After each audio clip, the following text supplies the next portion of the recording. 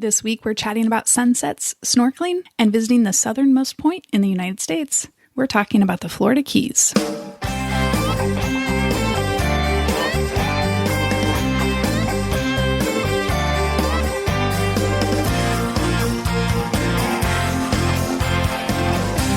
Welcome to Vacation Mavens, a family travel podcast with ideas for your next vacation and tips to get you out the door. Here are your hosts, Kim from Stuffed Suitcase and Tamara from We Three Travel. So Tamara, you and I are back in our respective coasts. We, had a little bit of an excursion. We came from coast to coast and point to point to go to the southern part of Florida, which is the Florida Keys. Yeah, I feel like we need to figure out how to record when we're actually in a place. But at the same time, we're always so busy doing stuff. And down there, we were also so hot and tired when we got back to the room. I don't think we would have done as good a job. So now that we're back, we can reflect on the trip and share it with our listeners and, the parts that we really like the best and what to kind of think about when you're planning a trip to the Florida Keys. Yeah, definitely. I will say that this Seattleite had some sun hangovers. That's kind of what it felt like in the afternoons. My body was like, what is all this vitamin D? It was just drunk on it. Yeah, well, even me. It's funny because everyone in the Northeast this past weekend has been, we've had intense heat. And so everyone's complaining about it. But I'm like, yeah, this feels just like how it was in Florida. And the sun was even stronger there. But yeah, I think if people are going in the summer, you have to realize that the sun is really strong. So being out in it for an intensive period of time is just draining and exhausting when you're not used to it because, the heat is one thing, but you add the heat and the sun together and being out on the water. Yeah. Kim and I spent some nice afternoons in the hotel, just chilling, right? Literally chilling and taking a second shower and sometimes a third shower before bed. Yeah. I've never needed fresh towels as much as I did down there. I know, exactly. So true. So true. That's where you really feel when you miss housekeeping service. Yep. Great. Yeah. So we should break it down because we were there for 5 days, but we split it into two different parts of the Florida Keys. So I think for those that haven't visited the Florida Keys, maybe people don't realize kind of how far it stretches. But at the very top, you have Key Largo, and then you go all the way down to Key West, and that drive can take you 4 hours, because it's a single lane way. It's not a fast road, and of course, you're going to want to make some stops along the way. And you also want to make sure you take into account traffic, which we hadn't totally been prepared for. We thought about it, but it surprised us on the way back because we were thinking it was going to be a vacation destination for weekend travelers, and that's the way everyone made it sound. So it sounds like a lot of people come from Florida, on Fridays and go back home on Sundays. And so we actually came down on a Sunday and we're going back on a Friday.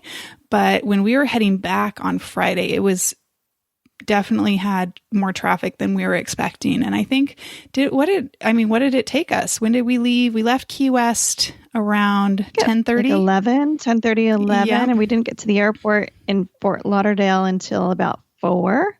Yeah. And we didn't stop for lunch, a sit-down lunch. We made, just a couple of quick stops, for gas. And we just, stopped for key lime pie. But that was not sit down and eat a meal. So yeah, you really, really need to build in time into that trip, plan on, a day, because especially if you're going to meet a flight like we were, you don't want to risk that, any kind of accident or anything else can back it up. But of course we flew into Fort Lauderdale, which is a little bit further. Some people might fly into Miami, or you could also do the one way where you fly into Fort Lauderdale or Miami, or you fly into Key West and then you drive back, so you can do a one way. Of course, it's going to be a little bit more expensive on the car rental to have a drop off like that. But you could do it one way. For us, it made sense to fly into Fort Lauderdale because it's really only an hour and a half from Key Largo. So you're not saving that much time to fly into Miami. Yeah. But for us, we could fly direct into Fort Lauderdale, whereas Miami, I could have flown direct from Boston, but that's more of a pain for me. And then you couldn't fly direct from Seattle. Alaska, Alaska, yeah. So it makes it at least, a good option for people to think about, where you don't feel like you're limited to just Miami. Right. Yeah, I think it's good, and it's nice. I mean, it's a pretty drive. Yeah, I think you're just correct. You just have to pack your patience, because it is just, single lane, and it just builds up the traffic. It's not even like a lot of, chance. It's not like in the Midwest or something where you might get behind a tractor or a big truck that you can't pass. It's not like that at all. It's just lots of cars with a lot of mergings and turns. So over time, those little stops build up. Well, and I think we should also say, because I knew you were a little bit surprised since this was your first time, you were expecting all of it to be those like very narrow, like the bridges and the narrow islands where it's just all like surrounded by beautiful water everywhere, because that's of course what you see in the pictures. But in reality, like some of these keys are wider, and you're driving through beach towns, right? So some of them, and it might feel a little bit different, I think, from the West Coast, but from the East Coast, it's like driving through a lot of beach towns. You have a lot of souvenir shops and, lots and lots of restaurants that are the best in the world or world known for something, like a lot of self-promotion in that way. A lot of like, motels, like some of the nicer resorts that we'll talk about where we stayed. But it's just a little bit different, I know, from what you expected, right? Yeah, it's different than what you expect, I think, for someone who's never been. And but it's just different to take in. It's more much more, it's more arid kind of than like white sand beach, which I kind of knew that it wasn't going to be like white sand beaches everywhere. I was just surprised there's so many like mangrove forests along the side of the road. So there's a lot of like lush greenery. So in some ways it's just a little thrown off that you're just on a highway with this lush greenery next to you, not necessarily, white sand stretching into these crystal blue waters. But then you do have those moments where you're crossing, and the blue of the waters and just the depth and some of the undersea stuff creates so much color variation in the water that it's really fun to see when you do get those lookouts, or when you do have those stretches, to see the color differentiation. And that's, I think, what kind of sets it apart, is just the color of the water, and the way it looks is very Caribbean. But there are those stretches where it's just kind of a highway with greenery around you. Yeah. Or like you said, like the beach town with the, motels and the little crazy shops. It definitely is still a really beautiful drive, because there's not that many places where usually you're just driving along the coast, right? And maybe you can get a view of the beach or, of a coastline. But here, there are many places where it's both sides. So, yeah, that's really crazy. Special. And that's really cool. Like just how you're just floating or, like along with this water. It's really neat. Yeah. Yeah, so we should probably talk about our trip and kind of what we did and where we stayed, because we split it up into 2 nights in Key Largo and 3 nights in Key West. So that way we got a bit of a taste of like the Upper Keys, and then Key West is, of course, is at the very end and pretty well known. So that is. So that's what we did. Yeah. And I think it's important for people, like you kind of were hinting on this, but like we said, I mean, the stretch of the Keys is really long. I don't remember how many miles it is. I know we saw that somewhere, but I would say, just from my novice thing and what I learned coming there and what I hadn't expected, is just to be aware that, Key Largo and then there's Islamorada are both kind of North Keys area. And that's kind of where you're going to find most of the population and businesses for the north side. And then there's really not much. There's a middle spot called Duck Key where there's Hawks Cay, which we had mentioned I think Tamara had mentioned it on a previous podcast when we talked to Brianna. But then you go to Key West. And so other than that very top of the north and the very far south, there's not a lot to do and see in the middle. I mean, there's a couple of things you can stop for, but just to be aware that, if you're planning your own trip, know that you'll probably be focusing on those 2 regions more than anything. Yeah, because some of the others, like Big Pine Key, like they have homes, so people are either have a vacation home or a permanent home in some of these other keys, but there may not be as many attractions, right. So that I think for someone visiting. Yeah, there's state parks and stuff, because we stopped at like the Big Pine Key, and there's the Bahia state park. And, there's some state parks along the way, but it's not the commercial, activities and tours and stuff like that you're going to find up north or in Key West. Right. Cool. So, and we should definitely link in our show notes to our previous episode with Brianna, because that focused a lot on what to do in the Keys with kids, whereas this one was a girls' trip. So we were doing some of those same things that you would do with kids, or at least with older kids, but then we were doing some other stuff as well, like our spa. Yeah. Yep, absolutely. And some of the restaurants, I feel like our dining experiences were a little different than some of what they had, and definitely some great dining experiences that we had. And then our food tour, I can't wait to talk about that. So, but yeah, I think to start off, we should talk about how we stayed at the Baker's Cay Resort in Key Largo. Yeah, and that is a Hilton Curio Collection property. So if you've stayed at any curio collections, you know that they have like a little bit more character from the local community. And you can tell that this was a property that probably had existed as something else, and then it was renovated. And I think you and I really, really loved all the public spaces, especially because they were really stylish, but really cool and fun. Like I loved how in the lobby they had a pool table. They had this giant like Scrabble thing on the wall, and they had like a library and just areas to sit and read or hang out. And they also had some bikes that you could borrow. So I kind of loved that like family kind of relaxed atmosphere. Absolutely. And the library was cool too, like because it was like kind of pillars with books. It wasn't like, oh, here's this room that's dark with walls of books. It was very open and fresh and very Key Westy, or cute, Florida Keys, but just like open bookshelves were kind of pillars. And yeah, like you said, there was computers, and then there was that wall Scrabble, and it was just a great space. And it was funny because you didn't, there was people playing, but it was kind of offset from where the check-in desk was, but the whole, lobby area was great. And when we'd walk out on the back deck and stuff towards the beach, it was just so many great lounge seating areas, and not too busy. Definitely busier during the evenings, but not too bad. Yeah, I think summer is the quieter time in the Keys, because of the heat. But there's still a lot of families and things around here. There were some swings, and I think what I liked about that resort is also that they had a lot of things to do on property. So they had their own water sports. So they had a dock right there where you could rent wave runners, or you could, go out on boats, fishing boats or whatever. And then off the beach, they had like a little catamaran and some paddle boards and things like that. So, I mean, the beach isn't huge, we've talked about it before.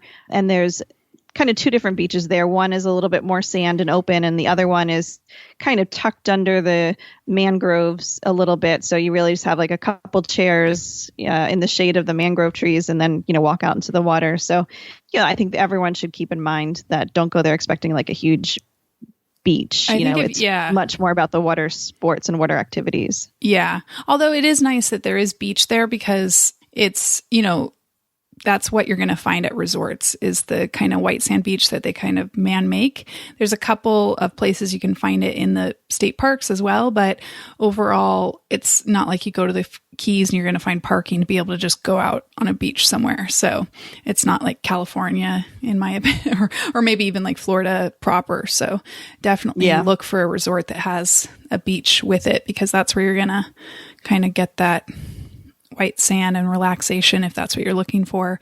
And I think with girls trips and nice resorts, people like that. So it's good that they have it. Yeah.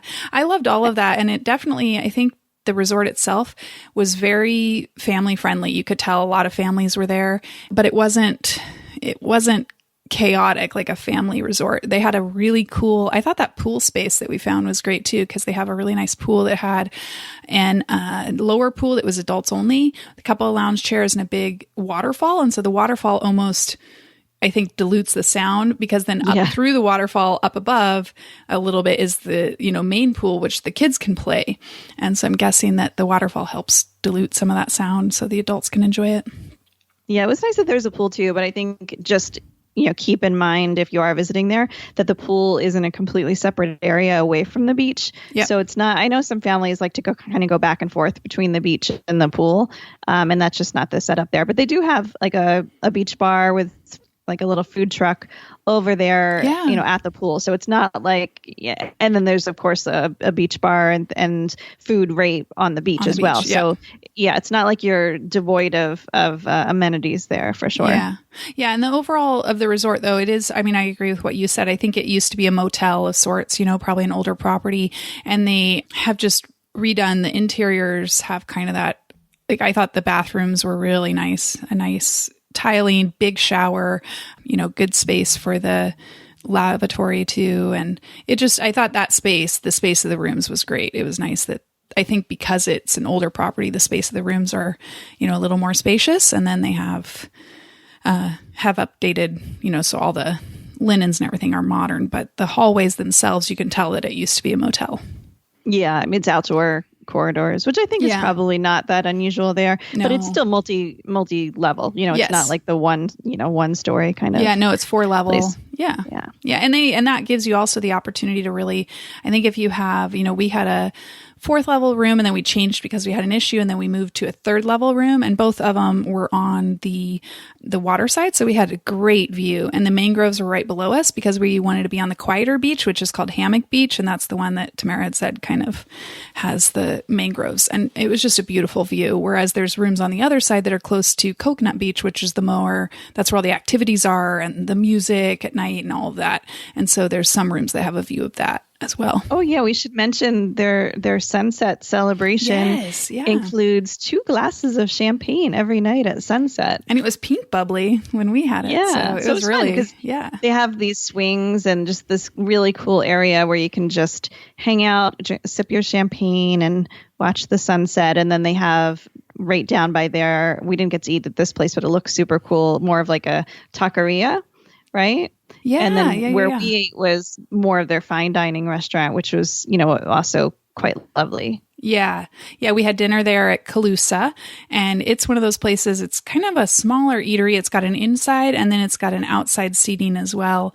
And the outside is just a great, beautiful view. If you can handle the humidity and heat and you like it, it's a wonderful way to have a nice dinner. And they've got the candles on the table and it was just a really nice atmosphere. As we said, everything they've done there, the public spaces, it's a curio property when you think about it.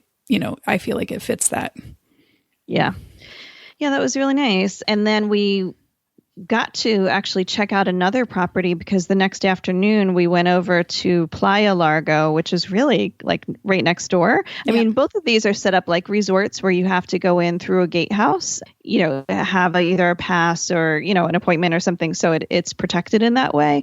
But really right next door was the Playa Largo Resort. And that was actually an autograph property. So very similar, I think, in probably style and pricing, because those brands, one's Marriott, one's Hilton, but they're kind of at the same level and the same general star level. You think the amenity? I think Playa Largo is probably a little higher, but because it does have the spa. I would agree. And, it does. Yeah. I think like in general, curio and autograph, I think of them as similar in that they have more of a local feel, they're not as cookie cutter, in terms of brands. Yeah. But that was, I really liked the pool there, was beautiful. And that was right off of the beach. Yeah. And then we had, we used the spa, and the spa was really nice. It had a nice relaxation room. Yeah.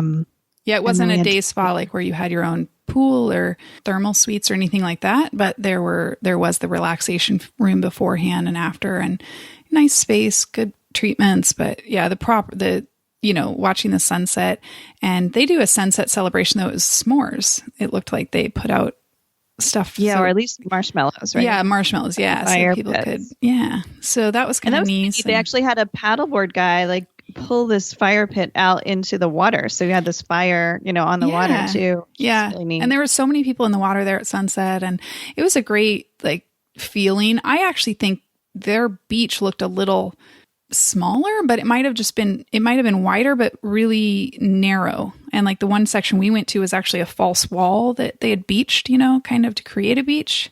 So it was a little go down steps into the water. Yeah, exactly. So a little less sand if you were looking, I think, than the other one, but great. Like you said, the pool was great, and they had a nice big chess area and we had dinner there as well. Right. And we had dinner there at La Marea, which was another kind of open area. You could sit inside or outside. And I think the nice thing that we like about these restaurants is that they don't over air condition. Yeah. They air condition, but they leave the doors open. So you kind of get the coolness of the air conditioning but you still get a little bit of the fresh air, which is really nice. Because I know when I go to South Florida, everything is just sealed up and super air conditioned. Yeah. I always need a sweater. So I really enjoyed that part of it. Yeah, me too. I was packing, I brought my cardigan along every time for dinner, assuming that's what it would be. And I never used it. It was nice. It's just enough to keep you from sweating, but not freeze. So that's nice. Yeah. And that dinner was really good. Yeah, that was amazing. And it's definitely a high-end meal place there. But I loved because we got one of these they have a couple of these. It's almost like a cabana in the restaurant. So your table is kind of like picnic bench with, like a bed cabana draperies. And so it's kind of a really cool feeling. And so I liked getting to dine and eat in that little space.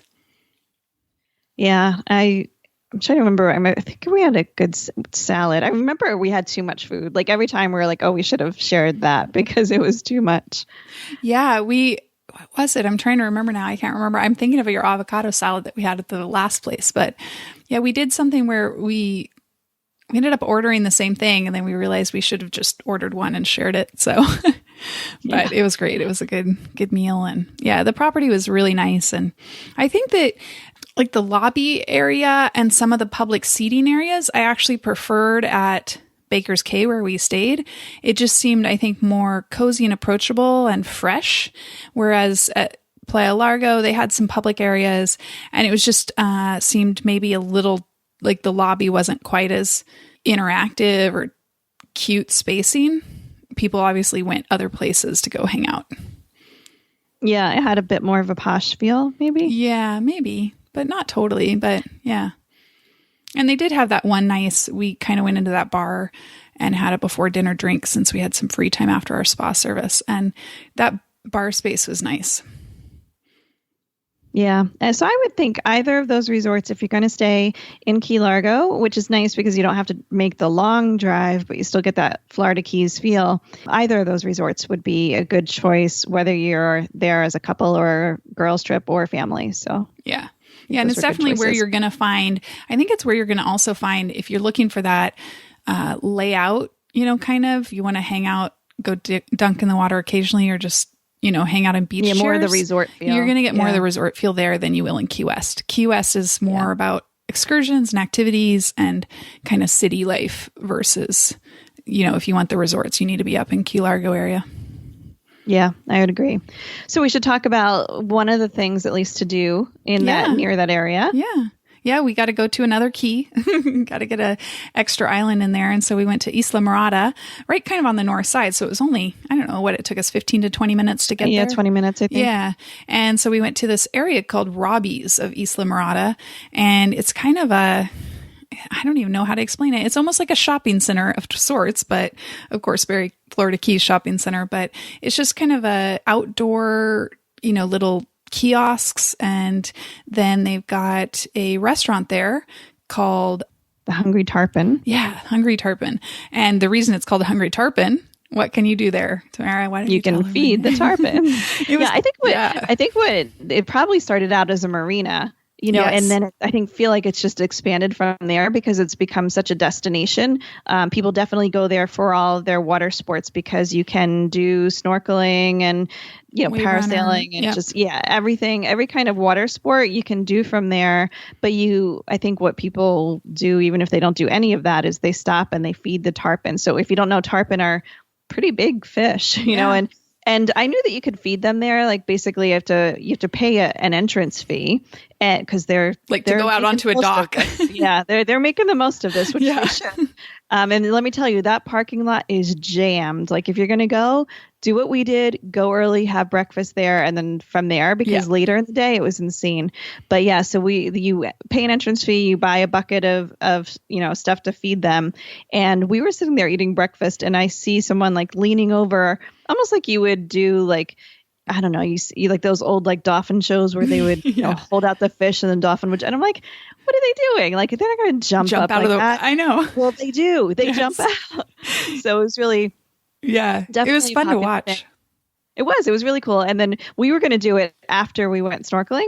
But when we came back, the dock was packed with people doing it. And we were feeling a little seasick. So we're like, oh, you know what? We're going to skip it. Yeah. But there's so much to do there. Yeah. We had breakfast at 8:30. And when we got there, the dock just had one group of kind of, you know, college age kids out there, and they bought like 2 buckets and just had a blast, I think, feeding those fish the whole time we were eating. And then we thought, oh, that's fun. And then we had to go to our snorkeling excursion when we came back. We thought we would do it when we came back. And then we came back and literally it was just wall to wall people on that dock all leaning over to feed. And I thought by, you know, later in the day, those tarpon have to be full, so they're probably not like, or if you can go early in the morning, they're probably more active and you probably have a better chance of getting the acrobatics too. Yeah, right. Yeah, but I mean, breakfast was good there. I think the restaurant is good and it's pretty large. You know, I'm sure it's a cool place to have lunch as well. Yeah, I mean, definitely big servings, drinks there. Yeah. Oh yeah, big servings and really cool. Like, I mean, like hearty breakfast. Yeah. I had like a breakfast burrito that had, you know, a bunch of stuff in it and hash browns on the side. And I think I barely ate half of it. Yeah. Another thing where we should have shared. Exactly. We learned after a while. We started sharing. Yeah. And so then we went out snorkeling, and it was definitely an interesting experience for us.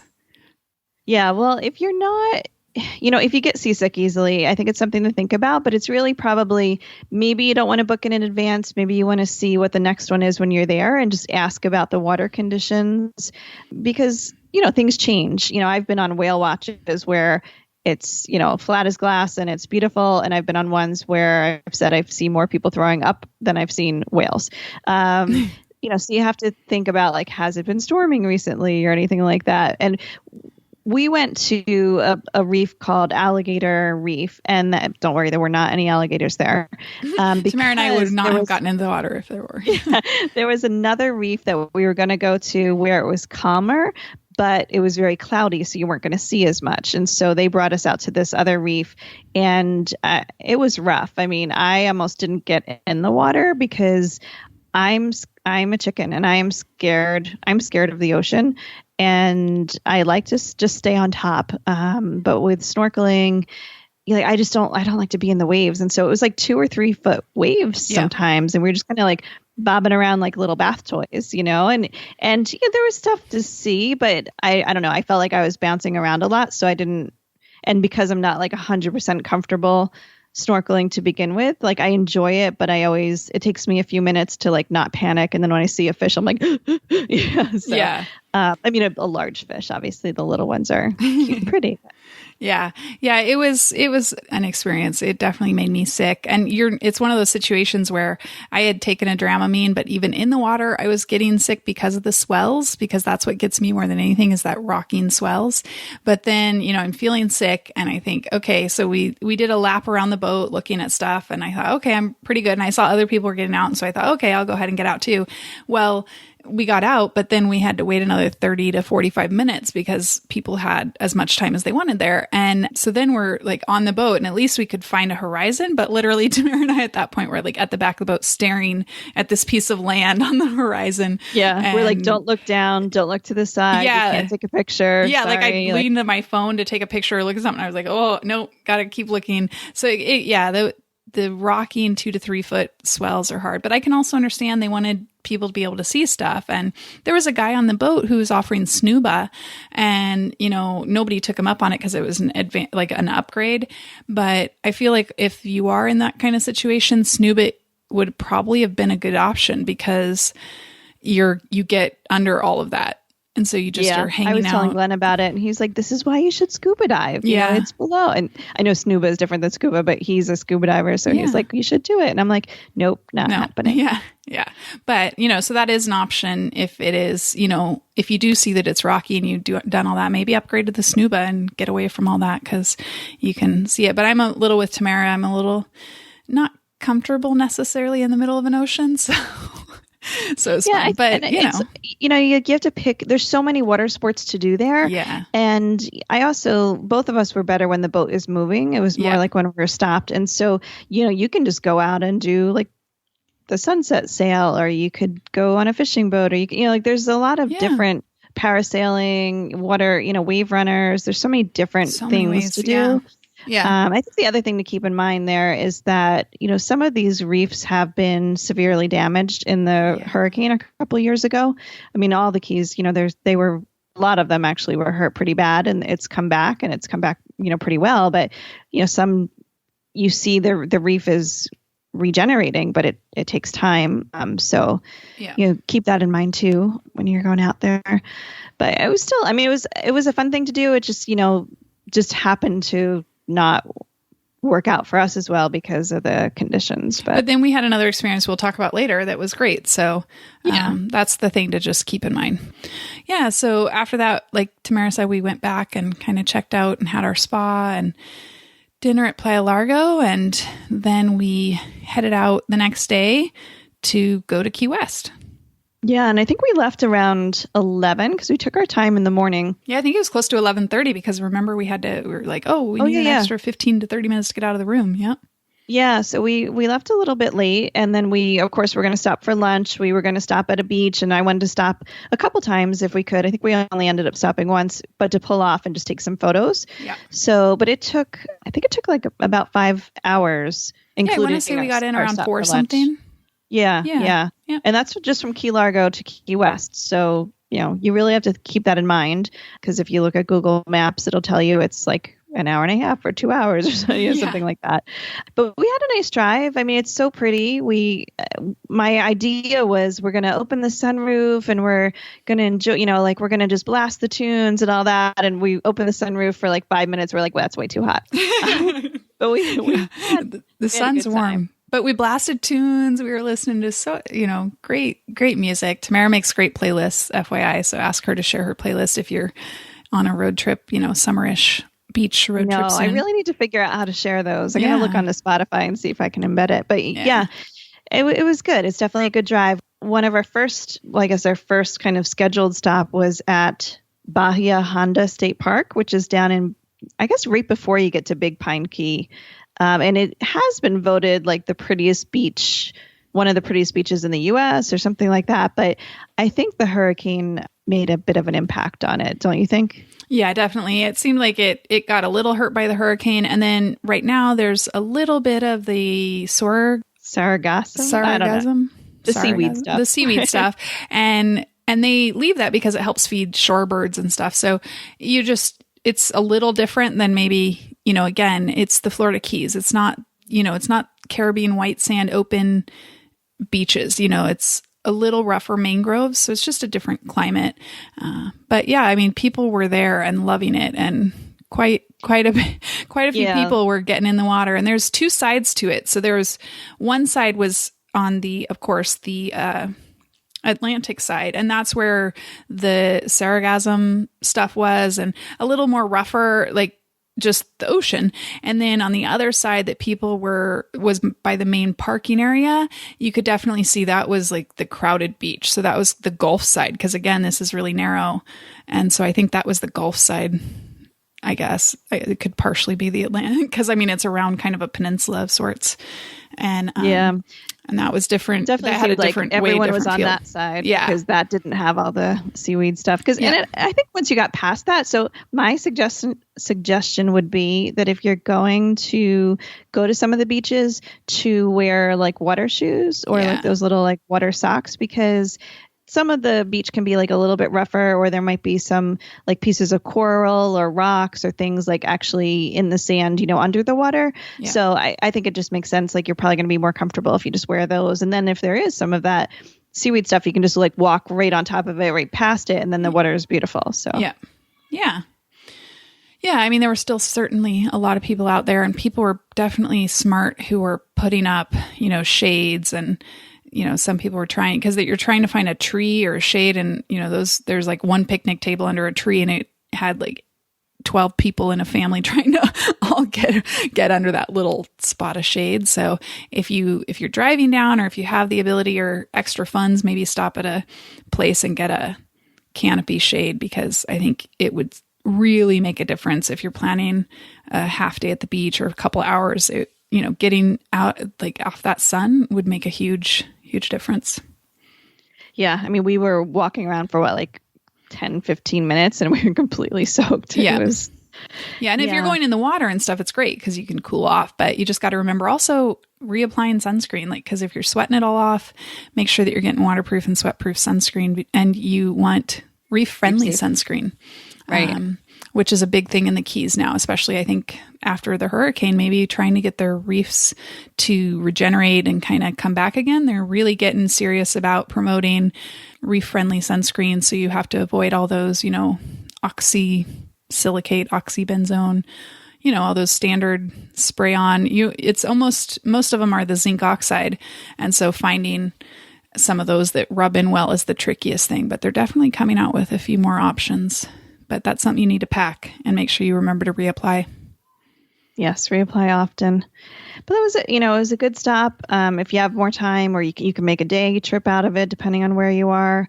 There are definitely lots of campgrounds around there, which I'm pretty sure Brianna talked about in our previous episodes. So you can spend more time there. But we were just making it a stop on our way. And then our next stop was at the No Name Pub, which was in Big Pine, or actually just Pine Key, I guess.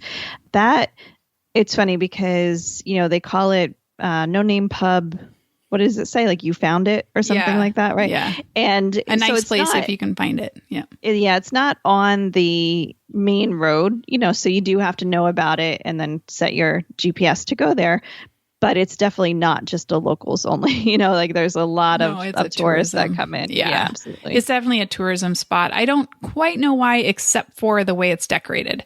And they're supposedly famous for their wings, which Tamara and I got. And I do have to say that the wings were good because Tamara and I both liked this. They fry them before, not like breaded and fried. Just crispy. Yeah. Just crispy. So it's like the skin, they crisp it up and then they put the sauce on it. And so if you like kind of that crispy skin buffalo wing stuff, they have that there. And they have, 5 different flavors you can get. Yeah, that was good. But they're probably most famous, like you said, for the dollar bills that hang from the ceiling and all over the walls. And I heard one guy say that it's guessed that it's like $400,000. And I was like, is that possible? But it was interesting. It was, it was a good stop. So, and we got to see the key deer because you drive through this area that's famous for the little key deer, and you have to really be careful because they're all over the place, so you don't want to hit them. But I think they're all over the place, but they're also, I think, not prevalent, and they're nowhere else or something. So, right, yeah, they want just for that region. Yeah, they want them to be saved, so you have to be careful. Yeah, yeah. So it was a neat little excursion. Definitely like hole in the wall type, pubby type place, but the money all over the place. Tiki bar. Yeah, they have a new. He was really proud of that. They just built a new tiki bar out back, and we should have gone out and seen this famous, tiki bar that he was so proud of. So, anyways, but yeah, so if you're and that was a good lunch stop, on our way, and pretty simple. And and then we headed down to Key West, and we actually stayed. So there's Key West, and then right next to Key West, there's a little island called Stock Island, and that's where we stayed. So they're trying to make it a little bit of like an up and coming area, like investing in this marina and the hotel where we stayed, which is the Perry Hotel, and they're putting in some other things there as well. So it's outside of Key West, so that's important to know because it is like a 15 to 20 minute drive. Whether you're going to drive and park or take an Uber or take their shuttle. It is you're not walking into town, but it was a really cute boutique property. Yeah. The property was awesome. I think it was really cute and very millennial hipster vibe and feel. They have these gorgeous scooters that you can rent for $45, didn't they say? And it's for 24 hours. Yeah, for the day. Yeah. So, that's, if you're going to be going in and out of Key West, that's, an option. We did Uber and it was about $20 one way for a trip. So if you think about the $45 for the scooter parking in Key West is, way easier than car parking. Yeah, car parking, you have to be really careful because it's really hard to find parking. And then they also have a lot of residential spots only. So you don't want to get caught parking in a spot that's a residential space.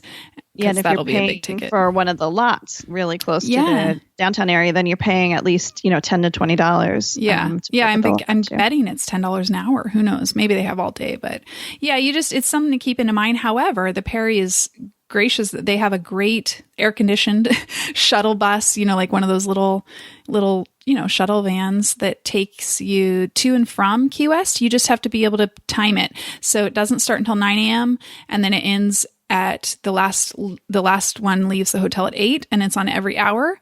And then so in Key West, it's on the half hour. But again, every hour. So they get into Key West at 9:30 and then that picks up from there and goes back to the hotel and all the way to the last pickup in Key West is at 8:30. So you just have to be prepared to allow for that timing, but they do offer the shuttle as part of I think there's a day rate or a resort fee. And I think the shuttle's included in that. Yeah. Well, we should mention that this trip was hosted by the Florida Keys and Key West. So like our accommodations and most of our meals were covered by the tourism board. But of course, it's everything. This is what we actually experienced. And trust me, people, we would show up and they had no clue who we were or what we were doing. So I don't think we were in any way given preferential treatment. So this is the actual reality of what we experienced. Right.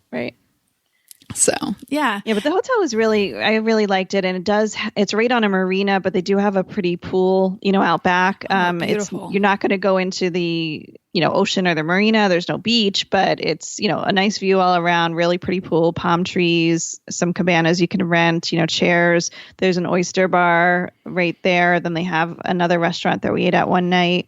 So it's a cool space. Even the shop, like the gift shop was like a really nicely curated. Like, pretty shop. Yeah. Agreed. So yeah. Very boutique. Cool place. Yeah. Yeah. I like it. It's a very boutique hotel. Great, atmosphere and feel and vibe. And I think I thought our room was great and nice. My only issue was it was a huge bathroom, like good space bathroom, but the shower was so tiny. And, Tamara and I wondered, it seemed to be an accessible room, even though we were on the third level, because there was like the lowered peephole and the handle holds all around the bathroom. However, the shower was so small that, I'm just surprised if that was a ADA room. It certainly had. Yeah, it'd be tight in the shower. Yeah, you would basically roll in and that's about it because you couldn't move around at all. At least they had the handheld, thing. The handheld. Yep. Yeah. So I don't know if that is what all the rooms are like or if it was just ours, but that's something to keep in mind. Maybe I plan on looking at pictures. I haven't done that yet, but yeah. But we did have dinner there. Maybe we should talk about that now, even though it was our last evening. Yeah, and then we can talk about some of the other places we ate in town. And talk about going into Key West. Yeah, exactly. So we ate at Matt's Stock Island Kitchen, which is the one restaurant there. It's got indoor and outdoor seating.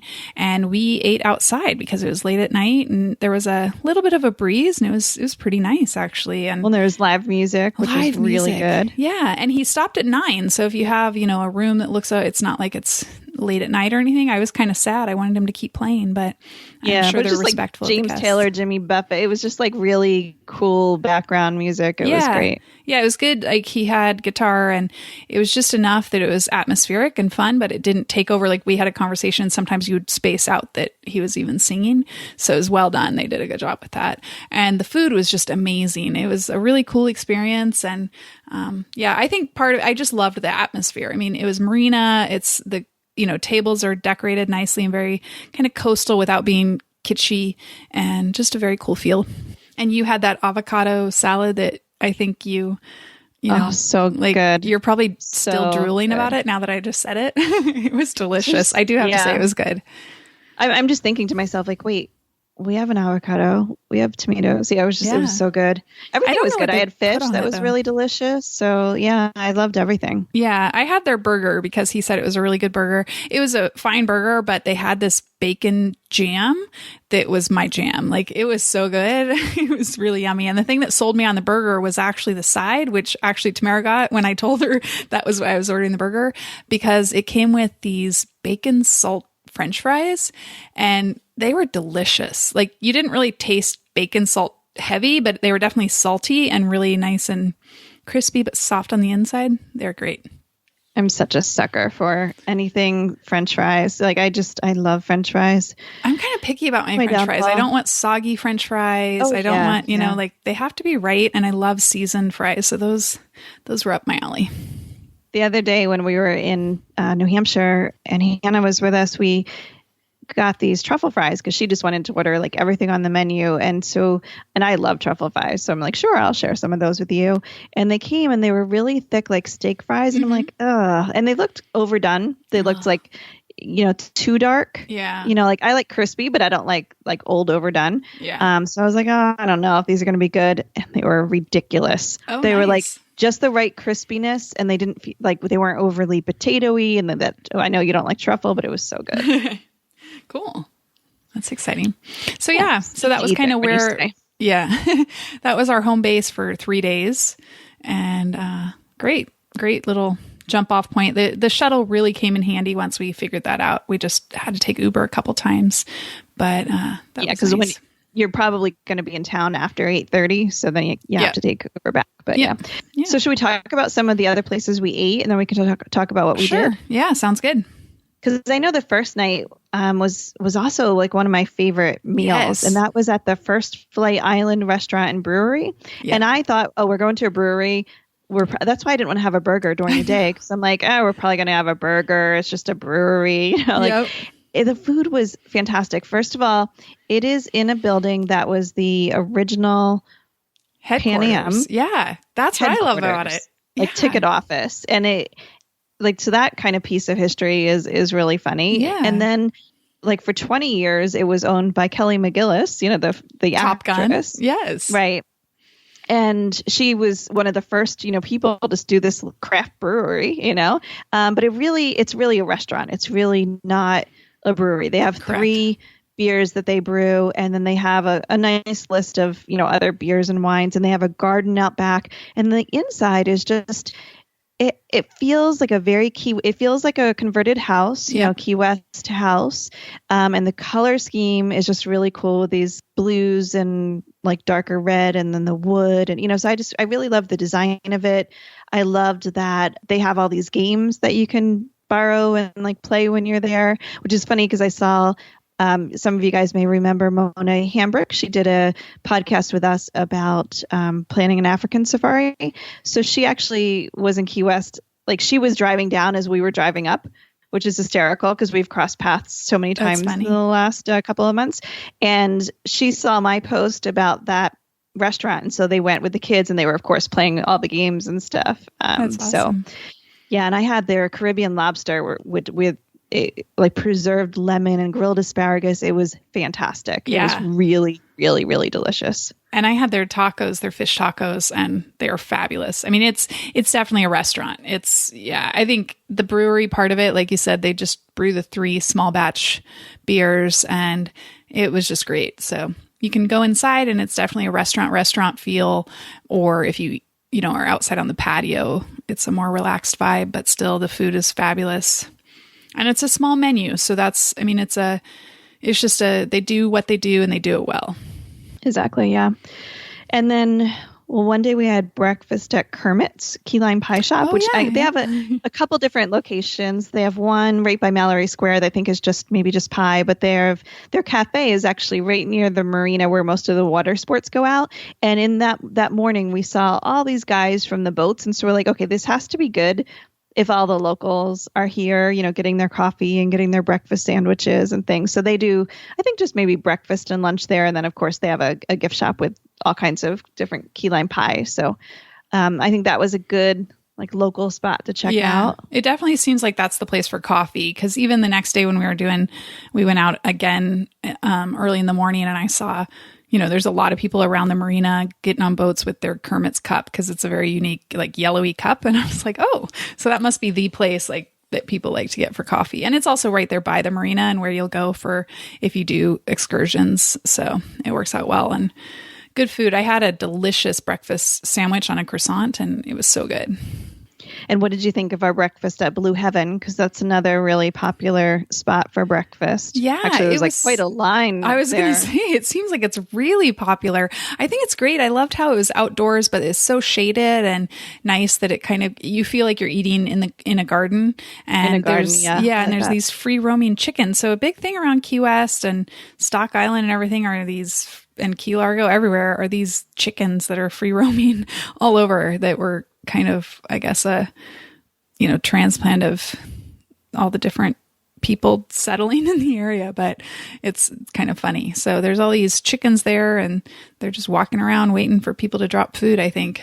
Yeah. In some places there's like the cats, like you go to some islands and it feels like there's always like a stray cat like looking for food. Yeah, it was the chickens. Yeah. It was funny because when we were at Kermit's, there were a couple of them like pecking at one of the potted plants. So. They were going to get food somehow, right? That's funny. Yeah, so I thought Blue Heaven was great. I'm trying to think of what I had there. I can't even remember now. I know there's a pancake. Pancakes. I had a pancake as my side, but then I had... Maybe you had like eggs. I think I had eggs and bacon with a pancake on the side. And I do have to say the pancake was delicious. Like the pancake mix. I didn't get flavors in mine. I just got a plain pancake, and it was delicious with the maple sauce and everything. It was really good. Yeah. I liked the pancakes. I probably wouldn't do pineapple pancakes. Yeah. It was kind of big. Yeah. They were big chunks. Big chunks. Yeah. Cool.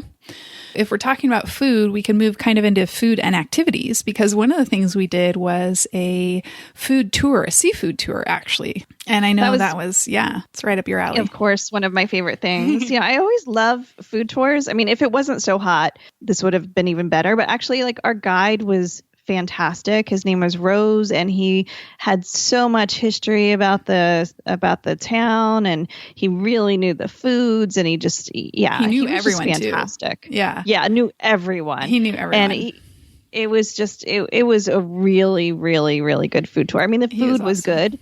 But sometimes it's about more than the food. It's about the guide, and he was terrific. And he was so good. I mean, we went indoors a lot, so you got to cool off for a bit. And he was so mindful, like when he'd tell us about something or stop us somewhere, he would say, okay, you guys stand here.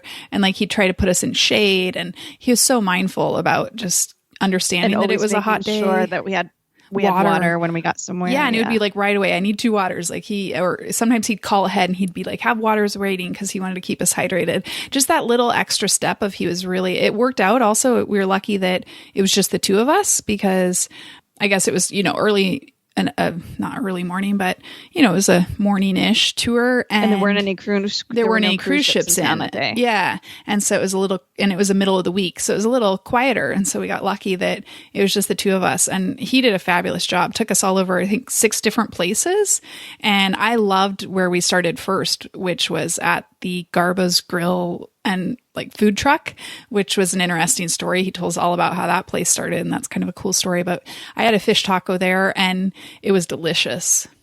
That was so good. Yeah. Fish taco with mango and was it like pickled onions or something on it? Whatever it was. It was really, really good. Yeah. Aioli on it. And it was so good. It was delicious. And we had probably one of the richest dishes you can get. And it was actually really good. I just couldn't eat that much of it, but we had lobster mac and cheese at Bagatelli's. Is that how you say it? Bagatelli's? Or Bagatelles, maybe something like that. So, which is another cool story when he explained like it was a house that they actually transported through the city, and there's kind of a cool story about that. So it's just really, really amazing little unique spots. And I think food tours, I'm kind of getting onto Tamara's way of thinking because of her. They're just such a great way to get familiar with the city when you arrive in a city, and you get, you kind of get to try some places where you're like, oh, I want to go back there, because you just have a tasting of something, but you like the atmosphere, or you like what they're serving enough that it shows you where to maybe eat the rest of your trip. So I definitely think food tours, if you do one when you first get to a destination, it's a great idea.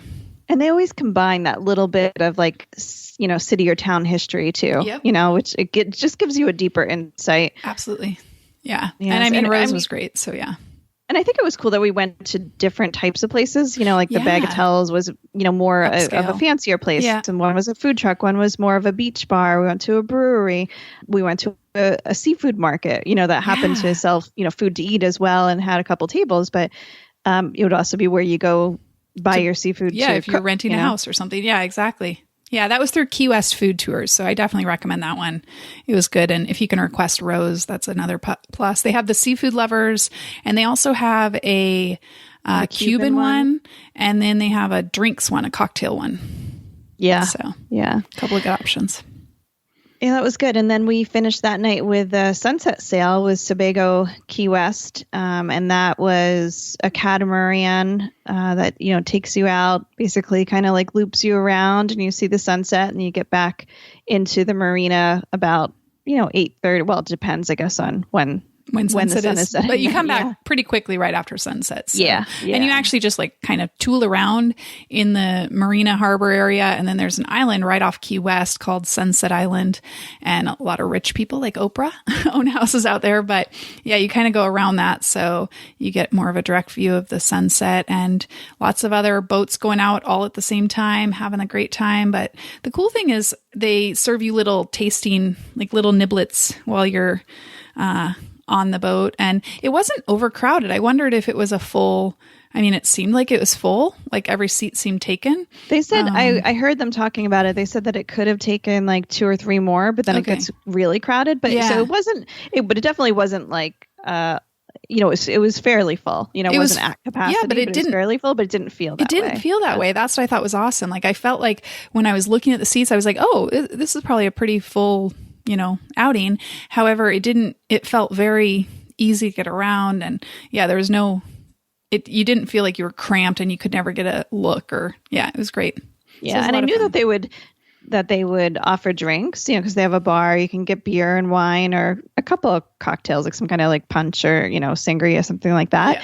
But I didn't expect the food. And so that was kind of a nice surprise, because you are not coming back until, after sunset. Yeah. So you might be a little bit hungry. And they had some kind of like little flatbread, a little like mozzarella and tomato, like a caprese skewer, and then like little tiny slider burgers. Yep. And I remember a little key lime pie tart. Yep. And then drinks, which some people definitely enjoyed a lot of.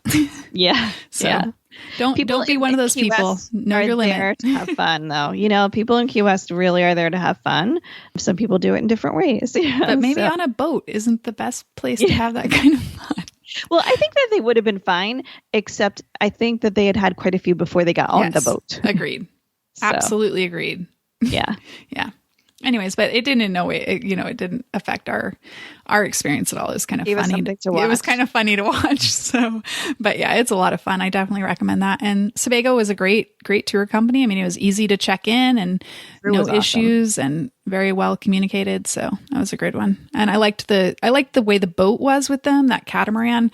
It was just a really cool feel. We saw some other people going out and they were on these double decker, kind of almost like a ferry type boat or a, fishing boat or something. And it just looked a little more crowded, not as, some of them had party lights. And some of them had like a live music with like a steel drum band.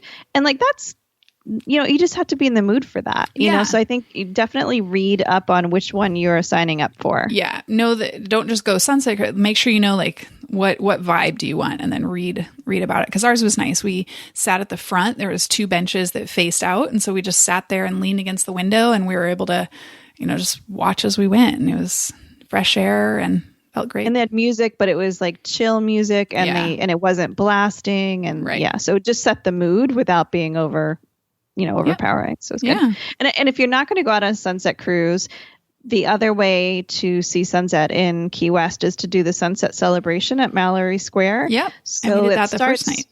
Yeah, probably an hour or so before sunset is you have all of these street performers. So you kind of go from like the guy will be like, juggling with fire, and then that kind of stops, and someone else will be like, come over here, and then the crowd gathers around again, and somebody else starts something, and you have a lot of different carts, selling, like I saw like chips and guacamole or snow cones or, different carts like that. And if you do want to have a drink, there's a Cuban restaurant. Now I can't remember the name of it, but it's right there on Mallory Square. And they have a bar right there, so you can kind of get a drink in a to-go cup. And like technically you're not allowed to, but as long as you're not being an idiot, like, everyone looks the other way, that you can walk around and you'll see that enjoy. Drink cozies, like bottle cozies, are sold a lot. And what you see is that people will get a cup and they'll put a bottle cozy around it.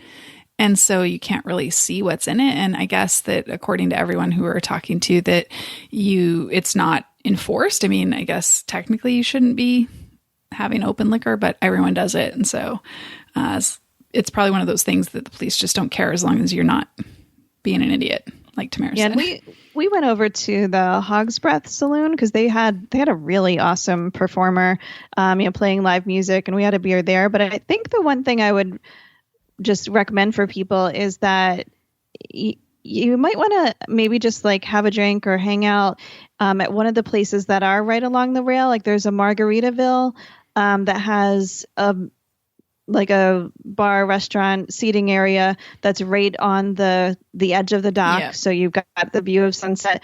There was another one further down towards the marina where you take all the boats out of, and that was called Sunset Pier. Yeah. And they have tables right along there, because the one like kind of open public area for you to sit and watch the sunset, people will stake. It's kind of like a parade. People will stake their place very early. Yeah. And so if you're coming up there, like, 10 minutes before sunset, you're going to be like 5 people deep and like holding your camera up high. So you just might want to keep that in mind. Yeah. And as we said, there is the Sunset Key Island right there that when we went that time of the year, it kind of blocked where the sun set. So you got the color a bit, but you couldn't actually see the horizon break. Whereas, Tamara went earlier in the year once and it was more over. So that wasn't an issue. But there was also something to mention, a cruise ship import the night we did the sunset celebration. And so there was a lot of people there because they were, it was busy around, but then they were getting back on the ship before sunset. But the ropes for the boat were kind of blocking a little bit of the view from that Margaritaville, bar. It's almost like a pop-up bar that they have set up on the dock right there. So it's it's right across from their hotel, but it's an extra, like they've got like the theater ropes, kind of delineating the space. But yeah, so that's something to do. And just hang out. If you have a couple nights, I mean, I think that's what's nice. It was nice for us. We did that and kind of got the feel of what the sunset celebration was like that night. And then, another night we were out on a boat, and it was a lot of fun to do that too. But then we found when we went to go out on our other time, we found that other Sunset Pier bar area and realized how great that would have been to catch a view from there. Yeah, just get there early. Well, and I guess that brings us to like our other activity that we did, which was one of my favorite things. And that was not actually, I remember. Island Adventure Tour. Yeah, it was called the Island Adventure Eco Tour with Fury Water Adventures. And this was kind of a combination tour. You go out on a catamaran. You're not going as deep, so it's not going to be as rough. But it is like it was a good drive. I mean, we were on the boat for a while heading out. Yeah. Exactly. You're still going out there, but first you snorkel. So the stops at, they called it Coral Gardens. So you can snorkel around. There's not like a ton to see there, but it was nice and calm. So I know, we were like, oh, it's just so nice. I mean, I think somebody said they saw a turtle or something, but I didn't see any turtles. But there was fish and you could see the coral down below you, but it just looks like, I came up saying like, is it dead? And he was like, nope. Well, there's sponges, a lot of sponges. So they're not the colorful kind of things. Yeah, exactly. Too. Yeah. Yeah. And that's why he said it's a garden. So I was like, okay, whatever that means. But yeah. So I feel it was probably like about a half hour out to that. And then you snorkeled for a while. Then we went a little bit further and kind of came to rest right by a sandbar. So you can jump in the water and it's actually, you can walk in it. Again, another place where I liked having my, my little, my water shoes, because part of the, you could get up in the soft sand, but you had to go through a part that might have been a little bit rockier. But you had kind of broken up into groups, and you were doing either a kayak, like an eco kayak tour along the mangroves, where we saw a lot. We saw a baby nurse shark, a stingray, baby shark, stingray, jellyfish. I know. And lots. So we saw a lot. That was a really cool little kayak tour. And then we came back and we switched for the other group. And then you could take out some paddle boards or just hang out in the water, just kind of float around or sit around. I mean, they had a football and people were playing catch with a football. Yeah. Yeah. And they were happy to drinks. They were happy to bring you beer or bring you a drink, out in the water, So and then they were like, okay, lunch is served, and we could get back on, and they had lunch meat and fried chicken, and we hung out there for quite a while, and then we just headed back in, and it was just so nice. I've been out on someone's boat where you almost do that privately, and it's amazing, but I felt like it was not so a little bit on the way out. It wasn't as enjoyable because we were in the back of the boat where all the kayaks were. So you kind of felt brutal. A little bit trapped in there, but it was, the time that you were hanging out on the sandbar was so fun. I felt like that being able to get on and off the boat and just float around, walk around, have a drink, have some food, paddleboard if you want, that to me was really, really fun. A great way to spend it. Absolutely agree. That was one of my favorite things as well. It was just really well done. It was, I liked the variation of, kayak, did some snorkeling, but not too long doing any one thing. And it broke up the getting on the water and enjoying the scenery and the ecosystem. It just did it in a neat way. And so I liked that. And so the water really when we went out was really, really pretty that day. I feel like we went through so many different colors and, shades of blues and greens. And there were some small keys that we passed that are not, one of them had a gorgeous house, but others were just not habitable and, just mangroves. And so it was really nice. And I feel like we got a real sense of the keys, Yeah. Well, and then we had a wonderful end on our way back. Once we were done and we were on our way back to the dock, we had a little pod of their coastal bottlenose dolphins that were just hanging around and swimming and stuff. And so we got to experience that. And I loved that. It was so neat. Everyone, you could tell they were so excited. And even the two girls that were the guides on our trip, they were kind of freaking out because they don't always get to see them. And they came pretty close to the boat, which, was just really exciting for them. And you could hear them at one point, kind of the echolocation clicking. Yeah. You could hear a little bit. Yeah, that was really cool. Yeah. I loved it. And that, of course, is why we then had to go back and just hang out in our hotel room for a little bit. Yeah, exactly. It was a lot of sun. Yep. Yeah. So much fun though. So good. Really good. Yeah. Yeah. So we had a great time. Yeah. And then we had our other wait and headed up our other night and headed up to Fort Lauderdale and headed home. So it was really great. I will say one thing that I really, really love about the Keys is that everyone is chill and everyone is happy. All the servers at restaurants are I moved down here 6 years ago. I vacationed here and I loved it. I just had to move here. And everyone seems happy to be there. Yeah. And really just nice. I just liked the service. Everyone just seemed, it felt like you were in the islands, although maybe not quite as slow as some island time, but it had that feel you're in the US, but it really had an island feel to it to me.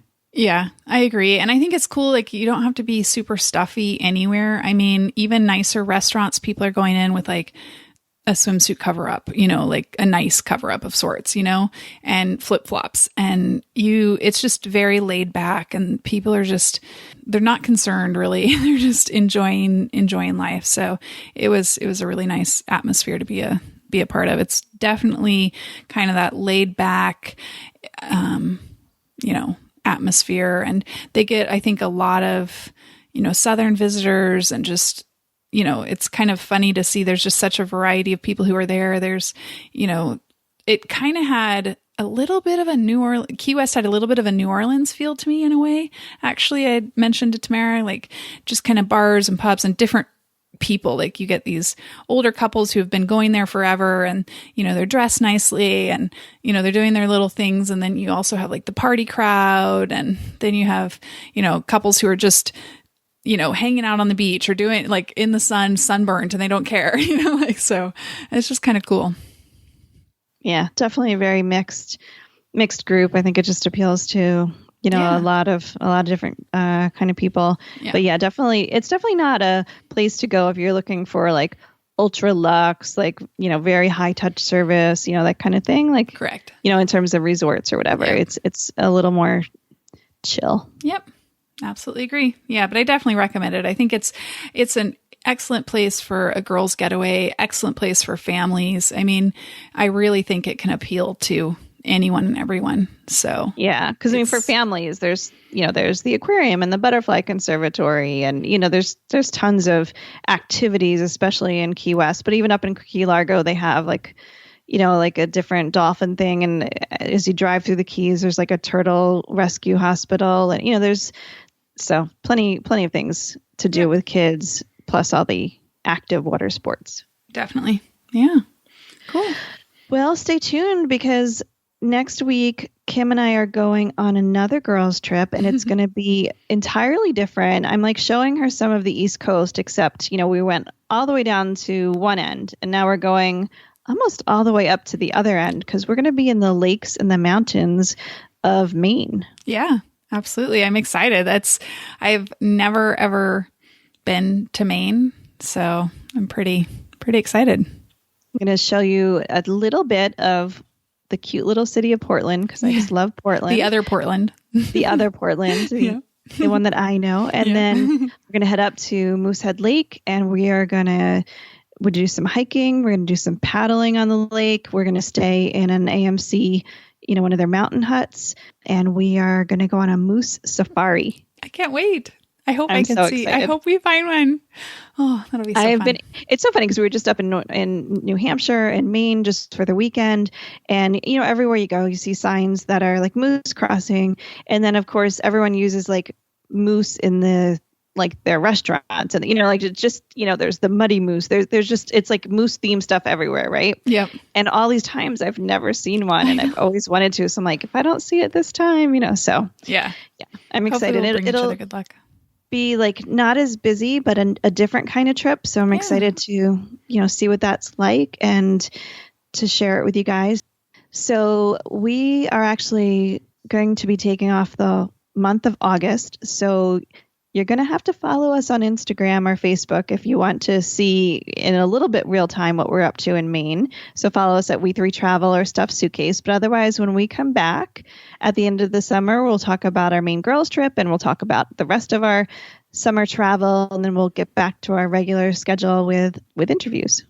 Yeah, thanks everyone for understanding that. We are going to enjoy some family time along with our travels, so it'll be a little time off, but hopefully you guys are busy enough on your own stuff that it won't bother you too much, and we'll be back in September. Talk to you then. Have a great rest of the summer. Bye.